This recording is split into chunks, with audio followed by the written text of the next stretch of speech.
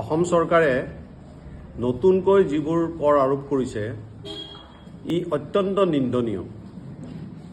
যিকোনো মানুহৰ প্ৰতিবাদ কৰাৰ এটা সাংবিধানিক অধিকাৰ আছে আৰু ৰাজনৈতিক দলবিলাকৰো সভা সমাৱেশ কৰাৰ এটা নিৰংকুশ অধিকাৰ আমাৰ ভাৰতীয় গণতন্ত্ৰত আছে। কিন্তু এতিয়া যিকোনো এটা ৰাজনৈতিক দলে এখন সভা কৰিলেও এতিয়া 2000 টকা তেওঁলোকে অনুমতি বিচাৰি যেতিয়া আবেদন কৰিব তেতিয়া তেওঁলোকে কৰ হিচাপে দিব লাগিব।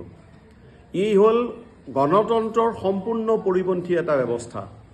বিশেষকৈ যিবোৰ দল সৎ, তেওঁলোকৰ অতিৰিক্ত টকা পইচা নাই, ক'লা টকা পইচা তেওঁলোকে ব্যৱহাৰ নকৰে, তেনেকুৱা দলবিলাকৰ যেতিয়া চুকে কোণে বিভিন্ন শাখা সমিতি আছে, তেওঁলোকে যেতিয়া এখন সভা কৰিবলৈ যাব তেতিয়াও যদি 2000 টকা দিবলৈ হয় তেনেহলে বুজিব লাগিব যে চৰকাৰৰ আচল উদ্দেশ্যটো কি। চৰকাৰে কৈ আছে, আমাৰ মুখ্যমন্ত্ৰীয়ে বাৰে বাৰে কৈ আছে যে অসমত এতিয়া প্ৰতিবাদ নাই, আন্দোলন নাই।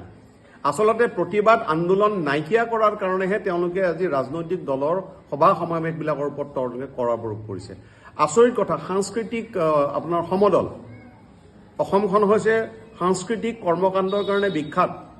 এনেকুৱা এখন ৰাজ্যত এটা সাংস্কৃতিক সমদলো যদি ৰাস্তাত উলিয়ায় তাৰ কাৰণেও তেওঁলোকে এতিয়া কৰ দিব লাগিব। তাৰ লগে লগে অন্যান্য বহু বিষয়টো আছেই, আলোচনা চক্ৰৰ বিষয়টোও আছেই। গতিকে আমি ইয়াৰ সম্পূৰ্ণ নিন্দা কৰিছোঁ আৰু এই কৰ প্ৰত্যাহাৰ কৰাৰ কাৰণে চৰকাৰৰ ওচৰত দাবী জনাইছোঁ। কাইলৈ 11:30 বজাত গুৱাহাটীৰ লক্ষীধৰ বৰা ক্ষেত্ৰত 15টা বিৰোধী ৰাজনৈতিক দলে এই কৰৰ প্ৰতিবাদ জনাই যি প্ৰতিবাদী কাৰ্যসূচীৰ আয়োজন কৰিছে, আমি তাৰ প্ৰতি পূৰ্ণ সমৰ্থন জ্ঞাপন কৰিছোঁ।